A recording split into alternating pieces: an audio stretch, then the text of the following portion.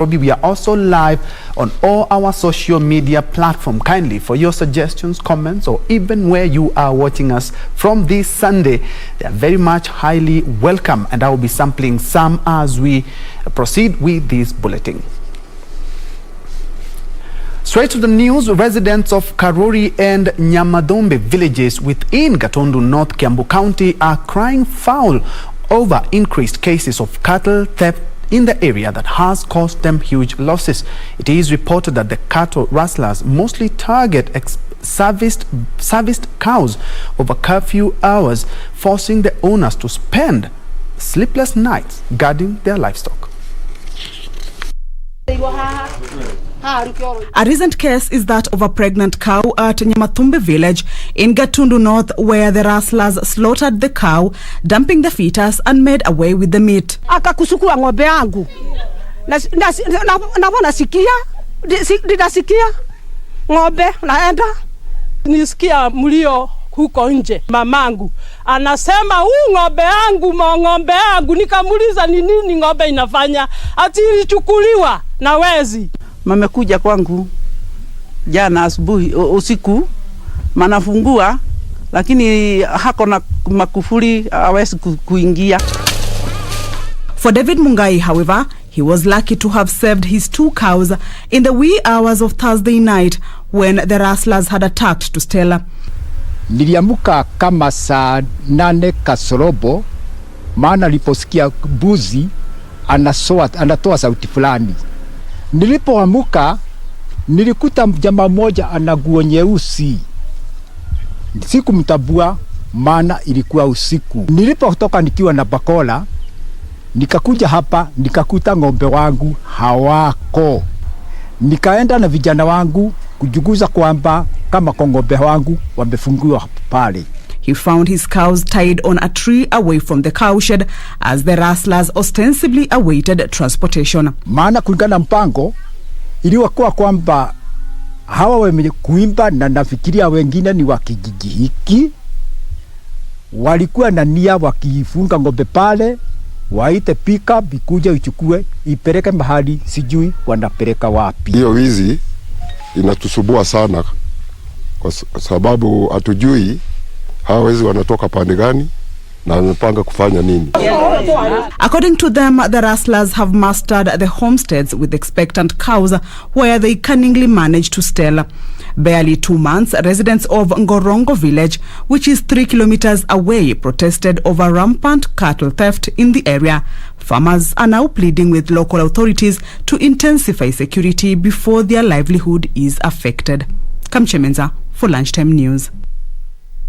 And still in Kiambu County, Ruiru Member of Parliament Simon Kengara says parents with children who have physical and mental disabilities must overcome social stigma to give them the needed assistance. He noted thousands of vulnerable children are suffering silently in their homes and called on the national and county governments to give a special preference to people with disabilities in order to ease the hardship occasioned by the COVID-19 pandemic. He was speaking in Ruiru after donating 50 tricycles and 600 people with disability cards to physically challenged children in Gitodua, Biashara, Gatongora and Kahawa Wendani wards through his Kingara Nganga Foundation.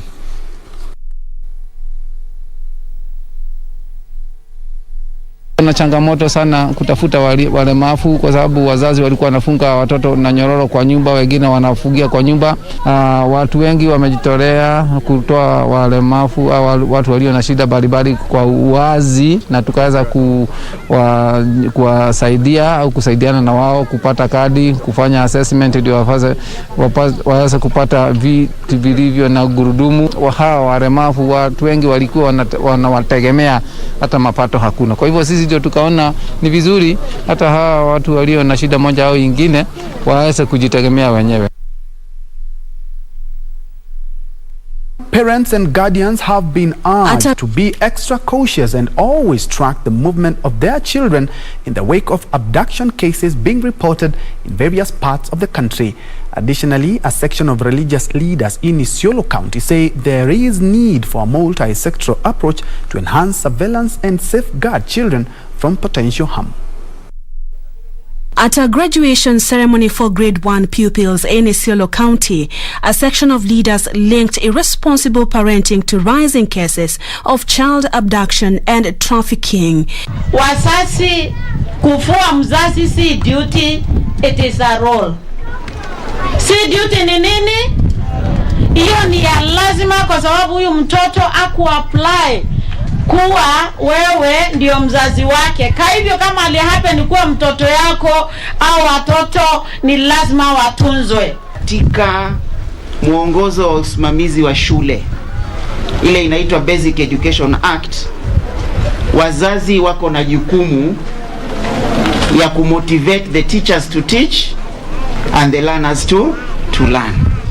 Isiolo Interfaith Network Secretary Bishop Stephen Kalunyo noting that recent reports of children being kidnapped in various parts of the country should serve as a wake-up call to parents and guardians who should scale up surveillance of their children. Naomba wazazi wakati huu tusiwache kutelekeza majibu yetu kama vile hapo awali.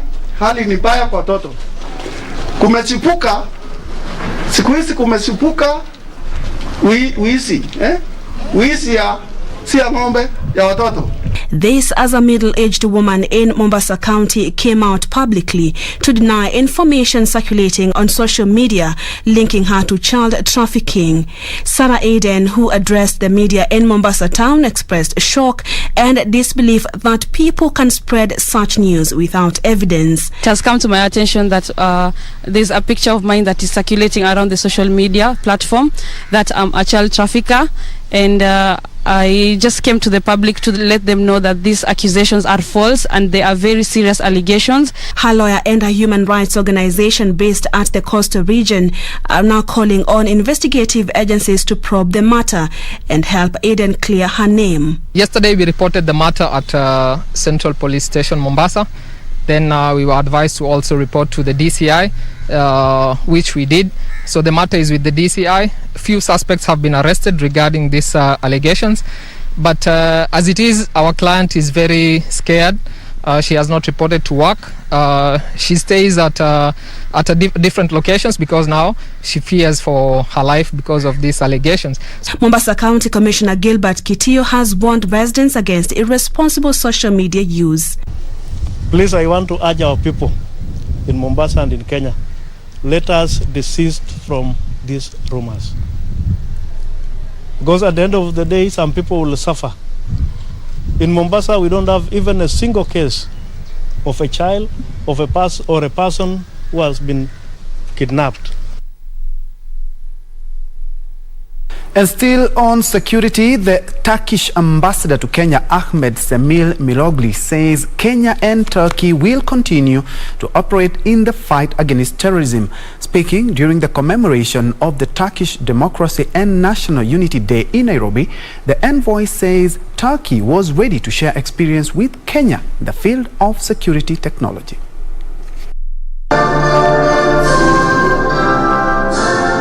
Top Kenya government officials, diplomats, politicians, religious leaders and former Kenyan students in Turkey joined the Turkish ambassador to Kenya, Ahmed Semil Mirogli, in celebrating Turkish Democracy and National Unity Day. And it is this regard that we reach out to the Kenyan students, graduates, and the general Kenyan public to be aware of their cover-ups and ploys of such a subservient organization such as FETO and their likes, camouflaging themselves as religious and well-meaning organizations, when in effect they are only sheep in wolves' skins. As Turkish citizens commemorate this day, we stand with them in support of democracy and truth. It was during the occasion that the Turkish ambassador said Kenya and Turkey were working closely in many fields, including security. Using technology is very part of fight against terrorism, and Turkey has very developed its security and defense industry in the recent years, and we are ready to share our experience with our Kenyan friends in this field. So we have to learn from Turkey. We need to cooperate, exchange information, exchange learning and training so that we can be able to stop anything that is going to happen to our country. The envoy drawing parallels on terrorism experienced by the two countries. Our expectation from the friendly governments is to effectively support Turkey in its national security issue, take the necessary action against FETÖ's activities in their countries. Local leaders present urged Kenyans to be wary of those propagating the notion that terrorism was part and parcel of certain religion. Important that we give information to the government. We work as friends with the government. We should not fear our government. We give them information so that they protect us and protect our country. You know, our country has got borders. So if we don't give quiet and right information to the government, we'll have problem. You can see now in Mandera, around Wajir, all those. The international community's support in this fight against FETÖ is vital for the security of our countries in the face of threats posed by this terrorist group. Moving on, the Kenyan National Highways Authority (KENHA) has assured motorists of minimal disruption of transport along the Nairobi-Nakuru Highway as the demolition of the Gilgil Way Bridge kicks in.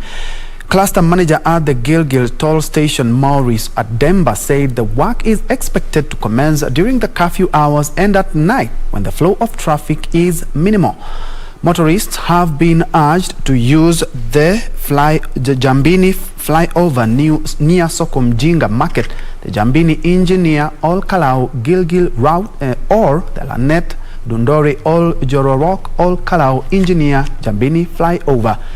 The authority cautioned the drivers to use alternative routes between Saturday and Monday to facilitate the smooth removal of the bridge. It has actually been there for quite some time, and looking at the structures, it is a safety concern which can actually be dangerous to the road users, and that is the reason as to why the authority has decided to remove it.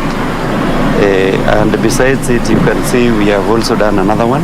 The roads are actually in good condition, so they can use the roads, and if it happens that they have to use this particular section, then they should actually observe the traffic guides that they will be given by the traffic officers who will be on the ground.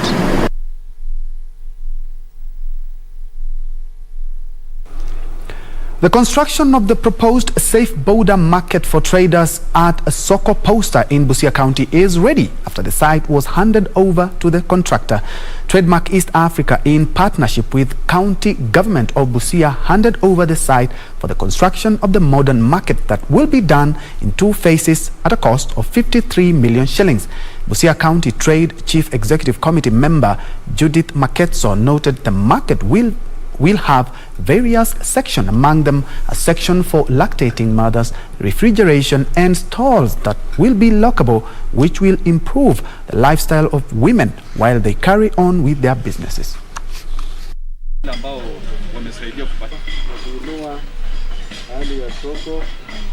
Itakuwa soko a model market ambayo itakuwa na sections tofauti, kama kwa mfano kwa mara ya kwanza tutakuwa na section ambayo inahudumia wamama ambao wako na watoto wadogo, wale ambao wananyonyesha, yani section for lactating mothers. Tutakuwa na phase ya pili ambayo tunatarajia kama pesa itaweza kuingia kabla iishe, tutaweza kuendeleza ili wachuuzi kufika kama 300 wataweza kuketi. And a row is brewing between sand harvesters and transporters in Magarini constituency in Kilifi County after a section of sand transporters rejected a new plan to increase the cost of loading sand onto lorries. Magarini Security Committee, led by Magarini Member of Parliament Michael Kingi, was forced to call for a mediation meeting to prevent the conflict from escalating into violence. Magarini Constituency Security Committee was forced to intervene in a dispute between sand harvesters and transporters that was threatening peace and security of the area. Sasa wale stakeholders wa mchanga ikiwa wanataka kusaidiwa, wale wazee wetu, na hatuna ubaya na wao, wakati mwingi wao tunawasaidia, wanatumia sisi, lakini nashangaa leo hii wametugeuka, wanataka kutugawanya wa upande ule, wanachukua vijana wa shule, vijana wadogo, wanawapa hizo makazi, wanawalipa pesa ile duni kwa sababu ya beneficiary zao. The bone of contention being a new plan to increase the cost of loading sand, a move that divided sand harvesters into two rival groups, each accusing the other of being used to manipulate the sand harvesting business. Ni watu ambao wanatumiwa na wale magwenyenye. Wanapewa magari, zile gari ambazo wanapewa ni za kutugonganisha sisi vijana ambao tunafanya hii kazi.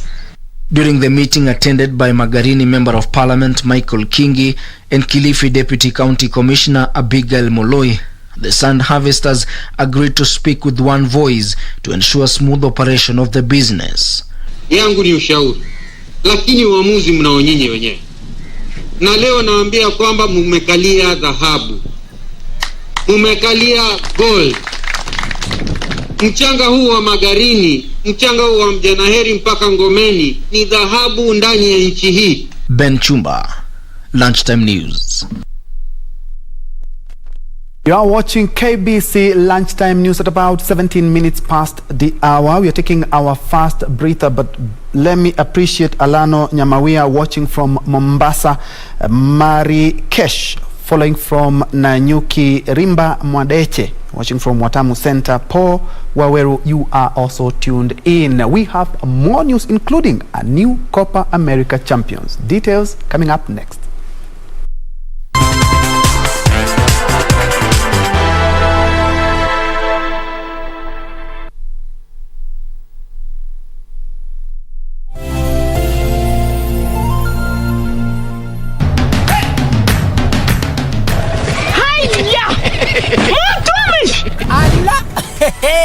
Nissan Serena ndio hii, na unaweza kuwa wewe ndio tunapikia simu. Kodi ya Nissan Serena ni NS, alafu kisha kwenye amount ni 50 bob. Hii Nissan Serena tunakupatia na shilingi 50. Kujiunga na QuickBid ni rahisi. Enda kwenye M-Pesa, bonyeza paybill, kisha weka business number 4032353. Kwenye account weka kodi ya bidhaa unayotaka na bid yako ya chini zaidi. Kwa mfano TV 16, kisha weka shilingi 20 tu kama idadi yako. Weka bid yako pia kwenye www.quickbid.co.ke. Kumbuka, bid ya chini zaidi ya kipekee ndio hununua. QuickBid, bidhaa bora kwa bei ya chini.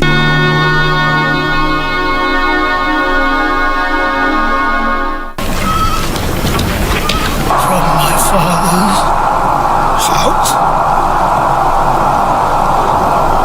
to the land I will show you. Buckle up.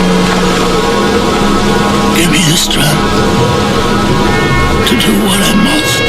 Abraham, do not harm your child. For now I know that you fear God, seeing that you've not withheld your son.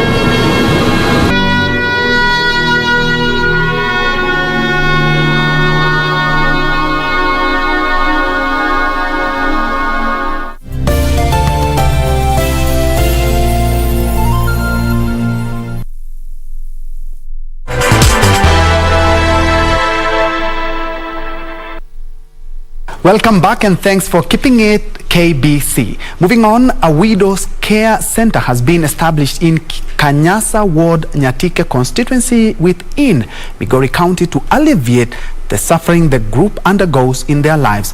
A US-based Carter Foundation has taken the initiative to ensure widows, mostly those in their sunset days, are given great care. The foundation director, Patrice Andre Carter, says she is honored to work with the community towards coming up with programs aimed at assisting the less fortunate in the society. Speaking at Bondo, Kosiemo area, Andre said the community has donated the land and embarked on putting up houses with the help of widows who are homeless. The center will also have a pharmacy and offer medical services to the widows.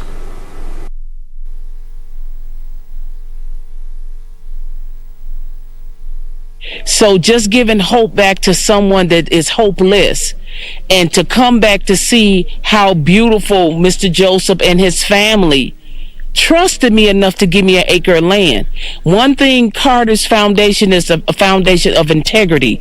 We put our word out here last August. Now the community can come see the finished product.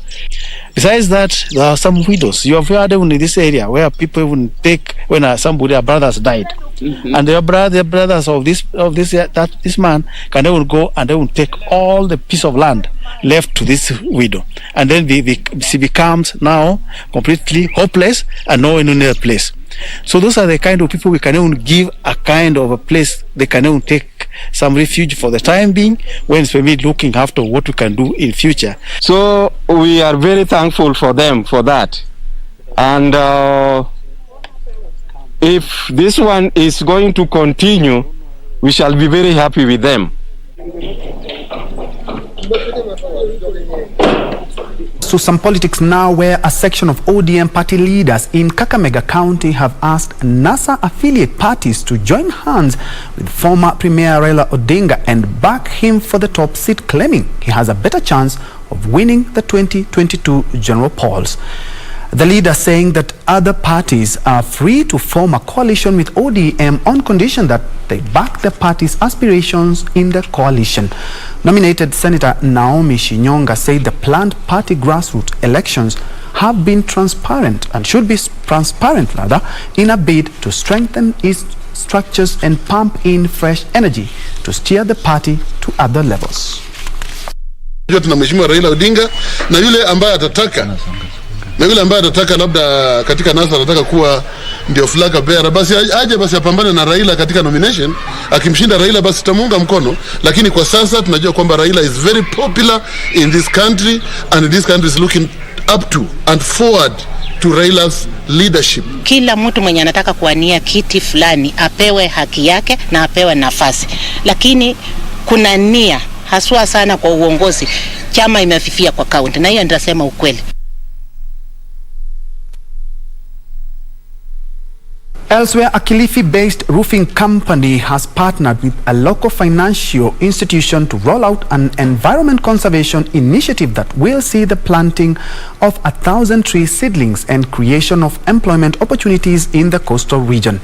Roofing's Kenya Limited CEO Andrew Fleming says through the program, the company and Equity Bank hope to support the government's development agenda pillars of manufacturing and job creation, courtesy of a 2.5 billion shillings investment. Equity Energy and Environment Director Eric Navasha said they have committed to plant 35 million trees this year countrywide. They were speaking during a tree planting ceremony at the Roofing's Kenya Limited factory in Mazeras.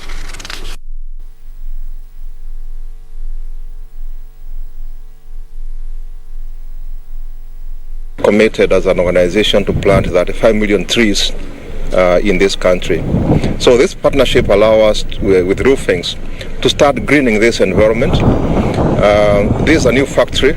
We expect a lot of carbon emissions arising out of this, and we need to find a way in which you can sequester that carbon. We call it carbon offsetting through planting trees and other initiatives. We believe this factory is a great asset to the local community as we employ more and more locals and as we grow the business in a proactive way.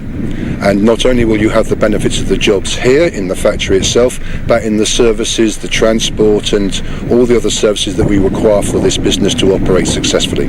And if you look at the whole ecosystems, right from how they source their materials all the way to who they sell to and eventually who they eventually sell to, we call it an ecosystem. And effectively then what Equity wants to do is to be part of that total manufacturing ecosystem, so that then we support our trading partners, we support our manufacturing, and of course, as you said, it's also part of the big focus.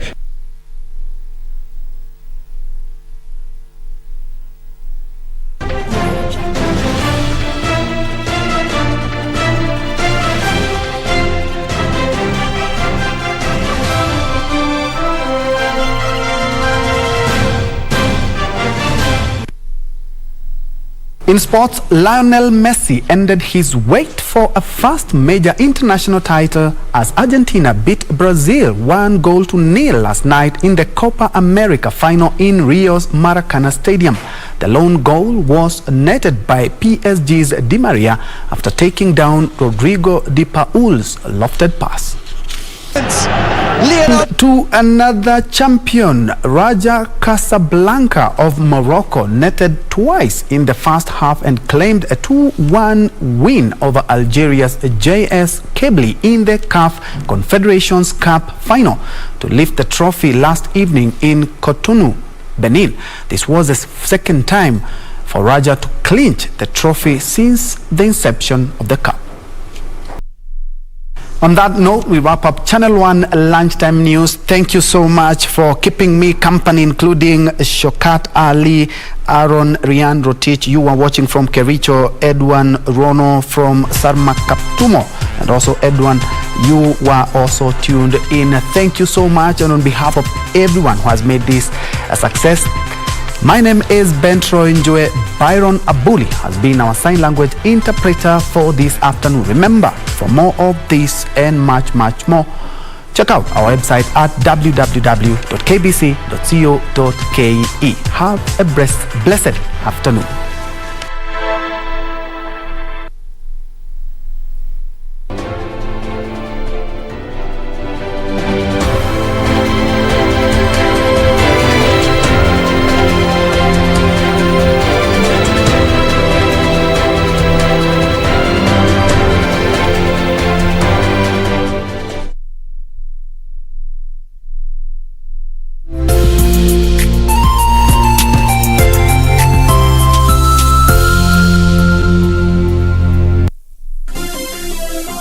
Vera Beauty College. Vera Beauty and Fashion College, with branches in Nairobi, Eldoret, Thika and Meru. Did you know that we are a TVET approved institution? We offer courses in fashion design, interior design in soft furnishing, event decoration, flower arrangement, event planning, hairdressing, barbering and dreadlocks, beauty therapy, makeup, nail technology, spa massages, teaching skills, TOT, solo business management, and many more. Register now and visit our website on www.verabeautycollege.com.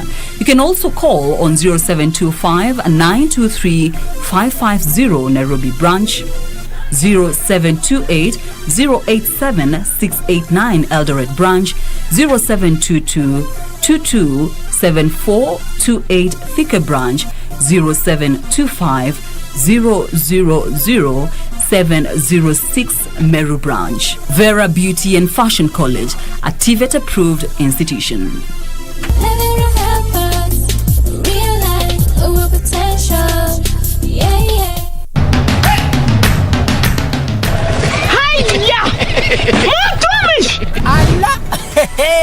Nissan Serena ndio hii, na unaweza kuwa wewe ndio tunapikia simu. Kodi ya Nissan Serena ni NS, alafu kisha kwenye amount ni 50 bob. Hii Nissan Serena tunakupatia na shilingi 50. Kujiunga na QuickBid ni rahisi. Enda kwenye M-Pesa, bonyeza paybill, kisha weka business number 4032353. Kwenye account weka kodi ya bidhaa unayotaka na bidi yako ya chini zaidi. Kwa mfano TV 16, kisha weka shilingi 20 tu kama idadi yako. Weka bidi yako pia kwenye www.quickbid.co.ke. Kumbuka, bidi ya chini zaidi ya kipekee ndio hununua. QuickBid, bidhaa bora kwa bei ya chini.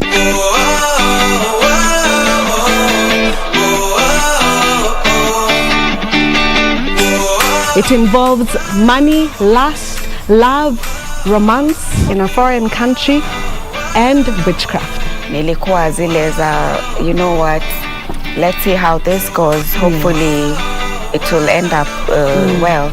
But unfortunately it was not so. Nikafeel sasa nitaanzia tena wapi? How do I go back home? What do I tell these people wenye niko na pesa zao? The other thing, my passport is missing. It was right there. It was a very difficult decision for me to make.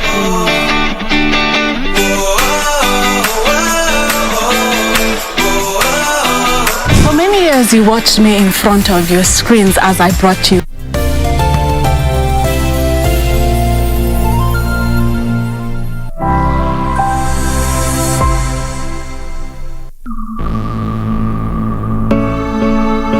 We are here and we are strong.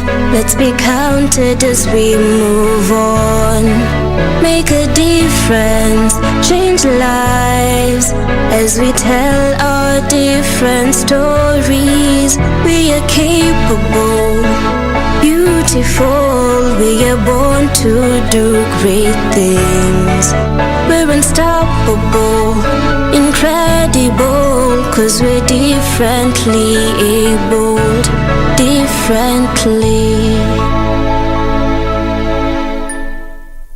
Hello there and a warm welcome on Able Differently. It's been a minute, but we are back like we never left. It's also the beginning of a new month, new feel, and also the beginning of the second leg of 2021. So let's keep moving. Do you know what albinism is? Do you know that albinism does not only have to show on the skin? What are you doing as an individual or as a community to raise awareness on the same? Well, that's what we're going to be tackling in today's show. Karibu sana, I'm your host, Jane Theuri. 'Cause we're differently abled, differently. International Albinism Awareness Month was celebrated in June, and the National Council for Persons with Disabilities had a virtual event on the 11th of June to celebrate the same. The theme of the day was Strength Beyond All Odds. Let's see how that discussion went down.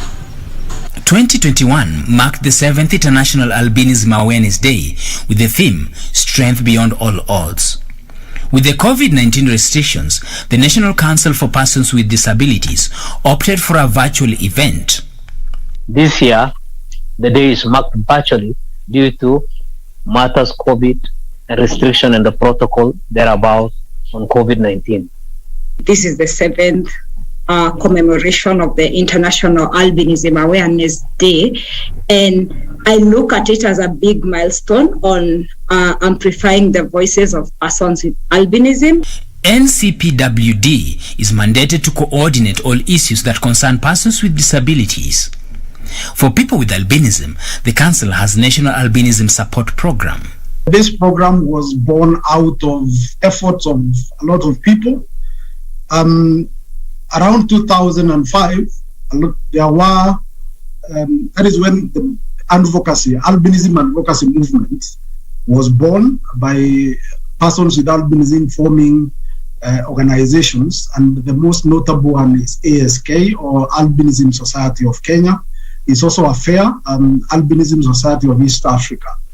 And through those organizations, advocacy was done to implement interventions to help persons with albinism manage the challenges that they encounter.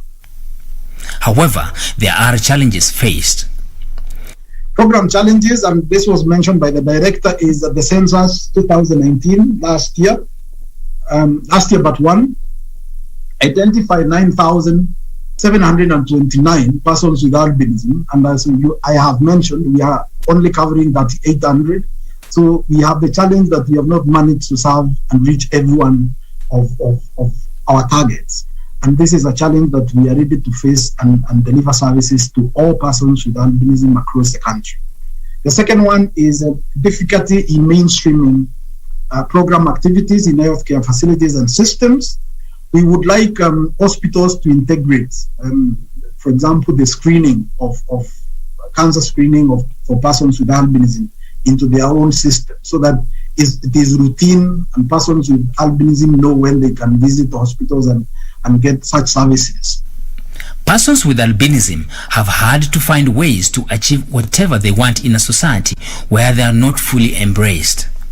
I was actually struggling with my first employer, because I was being given duties that, I was obviously going to struggle